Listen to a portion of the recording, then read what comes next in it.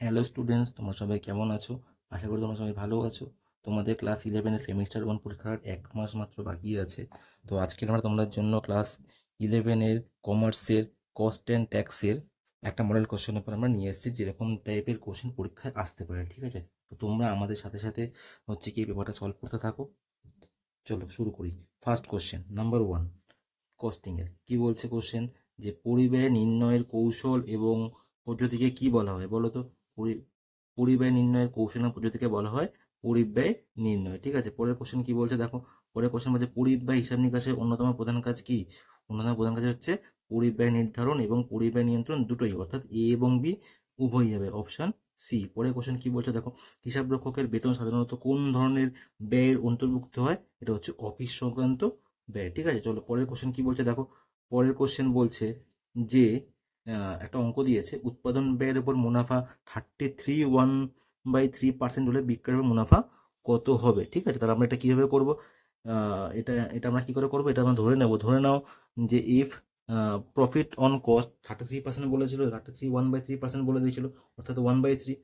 যদি প্রফিট যদি 33 1/3% হয়, তাহলে মুনাফা মানে প্রফিট, তাহলে is equal to 1/3, then cost is 3। খাতার মধ্যে লিখে নিও, ঠিক আছে। If profit on cost is 33 1/3% হয়, তাহলে ইজ ইকুয়াল টু 1/3, তাহলে দেন কস্ট ইজ 3 হচ্ছে। এবার দেখো, part on profit is first part making sales 4 part, মানে যদি একটা পার্ট প্রফিট হয় তাহলে সেলস কত হবে? 4টে পার্ট। কেন কি কোস্ট আমার 3 ছিল, আর টোটাল টোটাল টোটাল কত প্রফিট এসছে? 1 এসছে। দুটো প্লাস করে দিলে কত হচ্ছে? 4 পার্ট হয়ে যাচ্ছে। তাহলে প্রফিট অন সেলস কত হচ্ছে? সিম্পল জিনিস, 1/4, 1/4 ইন্টু 100 করে দাও, করলে কত আসছে? 25% হয়ে গেল। খুবই ইজি ব্যাপার এটা। তাহলে এটা আনসার কত আসছে? 25%।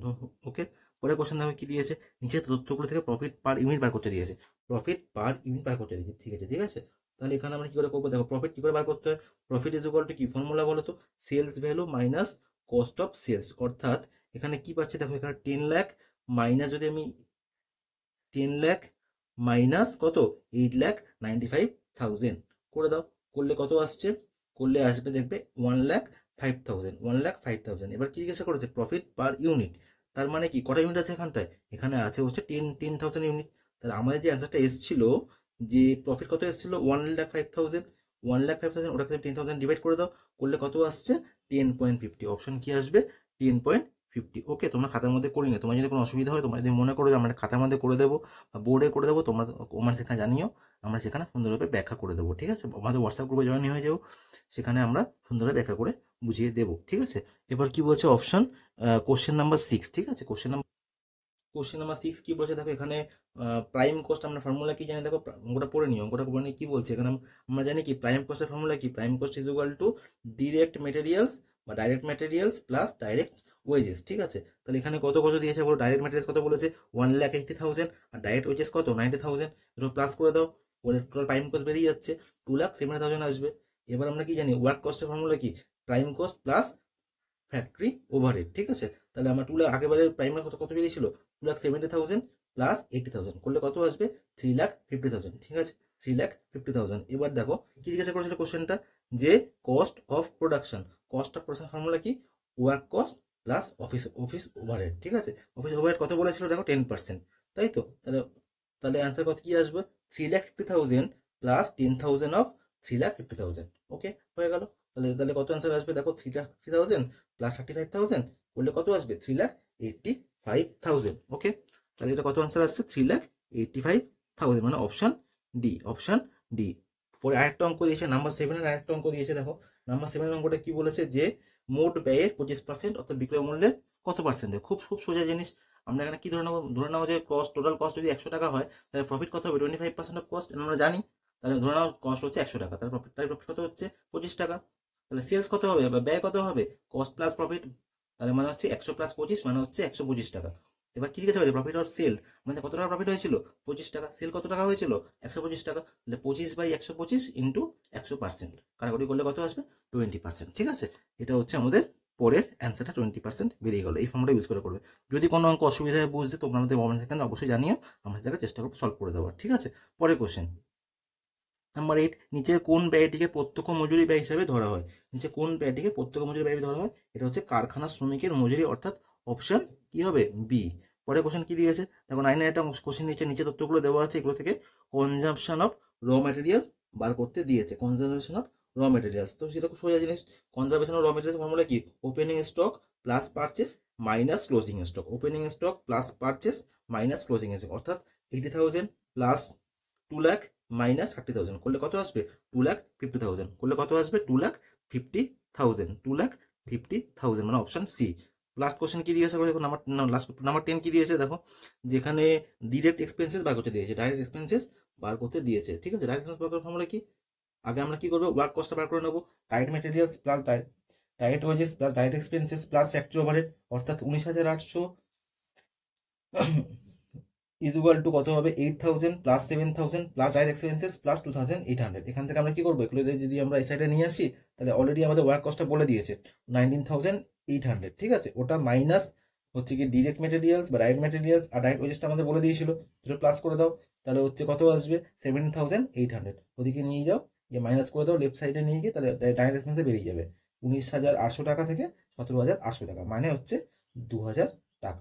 আরেকবার শুনে নাও ফর্মুলাটা, work cost is equal to direct materials plus direct wages plus direct expenses plus factory overhead. ঠিক আছে, plus factory overhead.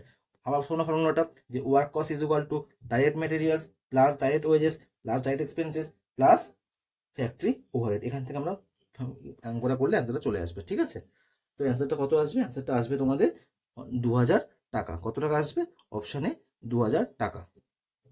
Number 11, dash হলো পরিষেবা পরিবাহী কেন্দ্র। অ্যান্সার হচ্ছে অপশন এ, যন্ত্র মেরামতি কেন্দ্র। ঠিক আছে, 12 কি বলছে, ড্যাশ সংক্রান্ত যাবতীয় ব্যয়ের বিস্তারিত বিবরণ যে বিবরণীতে একত্র করা হয় তাকে পরিবাহী পত্র বলে। এটা অপশন কি, অপশন হচ্ছে ব্যয় কেন্দ্র বা ব্যয় একক। 13 নম্বর কি বলছে, prime cost is equal to direct material cost plus direct labour cost plus কি, প্লাস হচ্ছে আদার ডাইরেক্ট কস্ট, আদার ডাইরেক্ট কস্ট, অপশন সি। 14 নম্বর কি বলছে, উৎপাদন ব্যয় is equal to dash plus প্রশাসনিক ব্যয়। উত্তর কি হচ্ছে, কার্য ব্যয়। এটা কিন্তু ইম্পর্টেন্ট অঙ্ক, ইম্পর্টেন্ট কোশ্চেন। তো হচ্ছে কার্য ব্যয়। ঠিক আছে, সি কি বলছে, তখন ম্যাচ ম্যাচ দাও কলম দিয়েছে। ইস্পাত শিল্প, ইস্পাত শিল্প আমরা কি করবো, ইস্পাত শিল্প কি, ইস্পাত শিল্প টন দিয়ে মেজার করা হয়। রেলপথ নির্মাণ, সেটা কি হবে, রেলপথ নির্মাণ কি হবে, রেলপথ নির্মাণ হচ্ছে কিলোমিটার হিসাব করা হয়। তারপর কি, বিদ্যুৎ শিল্প কিসে হিসাব করা হয়, বিদ্যুৎ শিল্প অবশ্যই কিসে, বিদ্যুৎ আমরা কিতে মেজার করি, টন দিয়ে, মেগাওয়াট দিয়ে। আর হচ্ছে রাসায়নিক শিল্প কি দিয়ে মেজার করি আমরা বলো, সেটা হচ্ছে কিলো, কিলো কি, কিলো লিটার। তাহলে অপশন হচ্ছে কি হবে, অপশন হচ্ছে অবশ্যই অপশন সি হবে। ঠিক আছে, অপশন কি হবে, অপশন হচ্ছে সি হবে। তারপরটা কি বলছে দেখো, তারপরে কোশ্চেন, পরের কোশ্চেন কি বলছে, যে আবার একটা দিচ্ছে প্রত্যক্ষ কাঁচামাল। প্রত্যক্ষ কাঁচামাল আমরা কি জানি, প্রত্যক্ষ কাঁচামাল এখানে কি হবে, প্রত্যক্ষ কাঁচামাল মানে মুখ্য ব্যয়। কারখানা সংক্রান্ত উপরিব্যয়, সেটা কি হবে, সেটা হচ্ছে কার্য ব্যয়।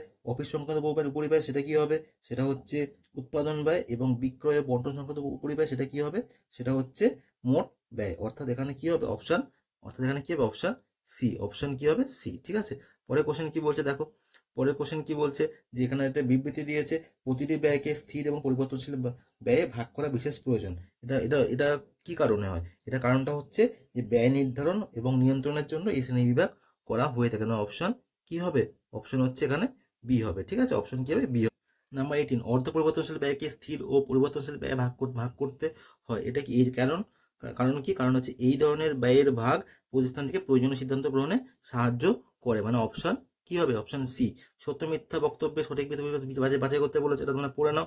পড়ে নেওয়ার পর অপশন কি হবে, এখানে আমি অপশনে মার্ক করে দিচ্ছি, অপশন হচ্ছে ডি হবে। ঠিক আছে, ডি কি বলছে, ডিটা একটু পড়ে নিও, এটা খুব সোজা, আমাকে না বললে হবে, তোমরা ওটা পড়ে নিও। ঠিক আছে, নেক্সট পরের কোশ্চেন নাম্বার 18, অর্ধ পরিবর্তনশীল ব্যয়কে স্থির ও পরিবর্তনশীল ব্যয়ে ভাগ করতে হবে। এটা কি হবে, অপশন সি হবে। ঠিক আছে, অপশন সি, এই ধরনের ব্যয়ের ভাগ প্রতিষ্ঠানকে প্রয়োজনীয় সিদ্ধান্ত গ্রহণে সাহায্য করে। এবার সত্য মিথ্যা বক্তব্যে সঠিক বিপরীত বাজার করতে বলেছিল।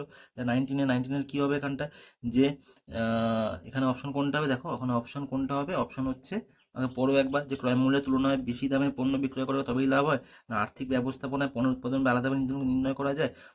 পরিব্যয় নির্ধারণ এবং পরিব্যয় হিসাব নিকাশ মূলত এক নয়, আর শুধুমাত্র অতীত লেনদেনের উপর ভিত্তি করে পরিব্যয় নির্ধারণ করা হয়। এখানে অপশন কি হবে বলো, এখানে অপশন হচ্ছে ডি, এ 1 এবং 2 সত্য এবং 2 আর 4 হচ্ছে মিথ্যা। ঠিক আছে, পরে কোশ্চেন কি বলছে দেখো, নাম্বার 20, কারখানার বিদ্যুৎ বিল উৎপাদন সংক্রান্ত ব্যয়ের উদাহরণ কি, উদাহরণ, কারখানার বিদ্যুৎ বিল সেটা কি উৎপাদন ব্যয় সংক্রান্ত ব্যয়ের উদাহরণ, না সুতোয় ব্যবহৃত কীটনাশক ওষুধের ব্যয় হলো উৎপাদনের প্রত্যক্ষ ব্যয়।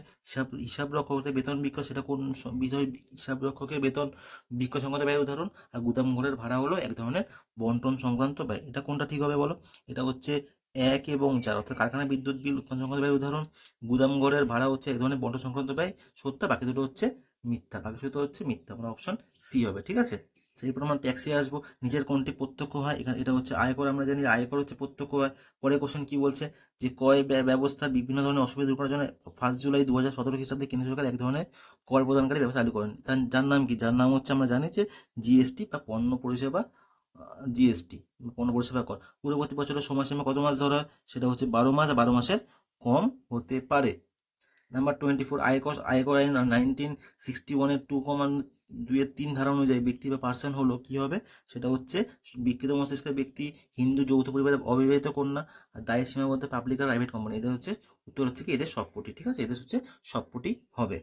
নাম্বার 25, কেন্দ্রীয় সরকারের অনুমোদনকৃত কোনো সংস্থার কাছ থেকে সাহসিকতার জন্য প্রাপ্ত পুরস্কারের অর্থ, এটা কি হবে? এটা হচ্ছে সম্পূর্ণ করমুক্ত আয়, সম্পূর্ণ করমুক্ত আয়। পরের কোশ্চেন কি বলছে, কোনো ব্যক্তিকে ভারতে আবাসিক হতে গেলে 6-1 ধারা অনুযায়ী ভারতে তাই কমপক্ষে পূর্ববর্তী বছরের বসবাস করতে হবে কতদিন? সেটা হচ্ছে 182 দিন বা তার বেশি।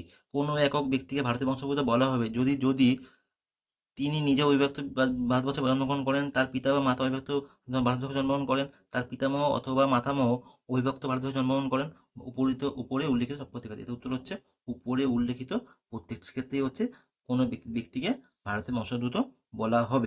নাম্বার 20 অঙ্ক হয়েছে, মিস্টার কে বাসু একজন ভারতীয় নাগরিক। তিনি প্রথমবার 10ই আগস্ট 2023 তারিখে আমেরিকায় যান এবং 11ই নভেম্বর 2023 তারিখে ভারতে ফিরে আসেন। 2023-24 খ্রিস্টাব্দে মিস্টার কে বাসুকে আবাসিক মর্যাদা কি হবে? এটা উত্তর কি হবে বলো? উত্তর হচ্ছে আবাসিক, এবং এটা উত্তর হবে সাধারণ আবাসিক, মানে অপশন এ। ঠিক আছে, মিস্টার শ্রীনাথ পাল পূর্ববর্তী 2023-24 খ্রিস্টাব্দে ভারতে 45 দিন ছিলেন। তার পূর্ববর্তী 4 বছরে 365 দিন, 200 দিন, 105 দিন বা 80 দিন ভারতে বসবাস করেছেন। 2024-25 বছরে মিস্টার শ্রীনাথ পালের আবাসিক মর্যাদা কি হবে? ঠিক আছে, এটা হচ্ছে দেখো, এটা হচ্ছে লেস দেন 182 দিন হবে, তাই জন্য এটা কি হবে? অনাবাসিক হবে। ঠিক আছে, এটা তারপরে 2 যোগ করে দেখবে লেস দেন হচ্ছে 182 ডেজ হচ্ছে, সরি, বাস্তবাসন, এটা হচ্ছে 120 দিন থেকে কি হবে? বেশি হবে, তার জন্য অনাবাসিক। এটা হচ্ছে অনাবাসিক, অপশন সি হচ্ছে অনাবাসিক হবে। ঠিক আছে, নাম্বার 3 কি বলছে, মিস্টার অনির্বাণ রয় 1980 খ্রিস্টাব্দে আমেরিকায় জন্মগ্রহণ করেন। তার বাবা 1945 খ্রিস্টাব্দে ইংল্যান্ডে জন্মগ্রহণ করেন। মিস্টার রয়ের বাবার বাবা বা গ্র্যান্ডফাদার 1922 খ্রিস্টাব্দে ঢাকায় জন্মগ্রহণ করেন। মিস্টার রয় তাহলে কি হবে? এটা হবে একজন ভারতীয় বংশোদ্ভূত ব্যক্তি। কেন? কারণ কি 47 সালের আগে কি ছিল? ভারত তো অবিভক্ত ছিল, তখন তো সবাইকে ভারতীয় বলা হতো। ঠিক আছে, চলো একটু শূন্যস্থান দিয়েছে। আয়কর আইনের ফাঁকগুলো খুঁজে নির্ধারিত যখন করের বোঝা কমানোর চেষ্টা করে, তখন থেকে কি বলে? তখন থেকে বলে কি বলে? কর এড়ানো বা ট্যাক্স অ্যাভয়েডেন্স। তারপরে কি বলছে, জীবন বীমা থেকে প্রাপ্ত অর্থ কি? জীবন বীমা থেকে প্রাপ্ত অর্থ হচ্ছে কি? করমুক্ত আয়। পরের কোশ্চেন কি বলছে, আবাসিক মর্যাদা কার উপর নির্ভর করে? আমার বসবাসের উপর নির্ভর করে। তারপরে কোশ্চেন কি বলছে, মিস্টার রয় একজন ভারতীয় নাগরিক প্রথমবার যেন ভারতবর্ষ ছেড়ে যাচ্ছেন বিদেশ ভ্রমণের জন্য। কর নির্ধারণ বছর 1924-25 খ্রিস্টাব্দের জন্য অনাবাসিক বলে গণ্য হবেন যদি তিনি 23-24 বছর পূর্ববর্তী বছরে কতদিন? একটু আগে বলেছিলাম 50 দিন, 50 দিন ভারতবর্ষে থাকেন। ঠিক আছে, এরপর একটা স্তম্ভ মেলানো আছে, এটা তোমরা দেখে নিও। এটা হচ্ছে আমি অপশনটা বলেছি, অপশন হচ্ছে এ হবে। ঠিক আছে, এটা হচ্ছে অপশন কি হবে? অপশন হচ্ছে এ হবে। তোমরা এটা মিলিয়ে দেখেন, এটা খুব ইজি। দেখো এবারে ভারতে বসবাসের দিন আবাসিক মর্যাদা এরকম একটা আহ, স্তম্ভ মেলানো দিয়েছে, যে এখানে তোমরা পড়ে নিও অপশনটা কি হবে দেখে নাও। এটা অপশন হচ্ছে কি হবে? অপশন এ হবে। তোমরা এটা পড়ে চেক করে নিও। ঠিক আছে, 37 কি বলছে, একটা পূর্ববর্তী বছরের আয়ের উপর ঠিক তার পরবর্তী বছরের কর দেওয়া হলে সেই বছর থেকে বলা হয় কর নির্ধারণ বছর। এটা কর নির্ধারণ বছর। এটা ব্যাখ্যা কি হবে? এটা ব্যাখ্যা হচ্ছে কর নির্ধারণ বছর কেবলমাত্র 12 মাসেরই হতে হবে, মানে অপশন হচ্ছে সি হবে। ঠিক আছে, অপশন হচ্ছে কি হবে? সি হবে। পূর্ববর্তী বছরের আয়ের উপর ঠিক তার পরবর্তী বছরে কর দেওয়া হলে সেই বছর থেকে কি বলা হয়? কর নির্ধারণ বছর। কর নির্ধারণ বছর, এটা হচ্ছে কর নির্ধারণ বছর কেবলমাত্র 12 মাসেরই হতে হয়। ঠিক আছে, তাই জন্য মিস্টার এক্স, নাম্বারটা 38, মিস্টার এক্স পূর্ববর্তী বছরে ভারতে 190 দিন বসবাস করেছেন, তাই জন্য ভারতের আবাসিক। এটা কি কারণে হবে? এটা হচ্ছে মিস্টার এক্স আয়কর আইনের 6-1 ধারা মূল সত্যটি পালন করেছেন সেই জন্য। ঠিক আছে, দেখো লাস্ট দুটো সত্য মিথ্যা দিয়েছে। প্রত্যক্ষ কর হচ্ছে বলছে প্রত্যক্ষ কর মূলধনী কর, বেতন পূরক কর, চুঙ্গি কর আর বহিঃশুল্ক। এটা কি হবে বলো? এটা হচ্ছে অপশন বি হবে, অপশন বি হবে। ঠিক আছে, মানে প্রত্যক্ষ কর কি হয়? প্রত্যক্ষ কর হচ্ছে মূলধনী কর আর চুঙ্গি কর, বেতন পূরক কর আর বহিঃশুল্ক হয় না। ঠিক আছে, পরের কোশ্চেন কি বলছে, ভারতের বাইরে অর্জিত বেতন থেকে আয় হলে নির্ধারিত আয়ের করযোগ্যতা কি হবে? এটা হচ্ছে অপশন এ হবে। কারণ কি, আবাসিক এবং সাধারণ আবাসিকদের যে করযোগ্য, এবং অনাবাসিক কাজে করযোগ্য নয়, এই দুটো ঠিক বলেছে। আর আবাসিক এবং সাধারণ আবাসিক নন, এদের কাছে করযোগ্য, আর কোনো এদের কাছে করযোগ্য নয়, এই দুটো হচ্ছে মিথ্যা। তো আজকে আমরা তোমাদের 40খানা কোশ্চেন আমরা আলোচনা করলাম। তো কস্ট অ্যান্ড ট্যাক্সে এরকম কোশ্চেনই পরীক্ষার সময় আসবে, তোমরা ভালো করে এক্সাম দিও, এবং আমরা আরও পরের কোশ্চেন পেপার আমরা নিয়ে আসবো, তোমরা আমার সাথে সাথে সলভ করতে থাকো। তো তোমরা কটা ঠিক করলে সেটা কমেন্ট ব্যাখ্যে জানিও, ঠিক আছে?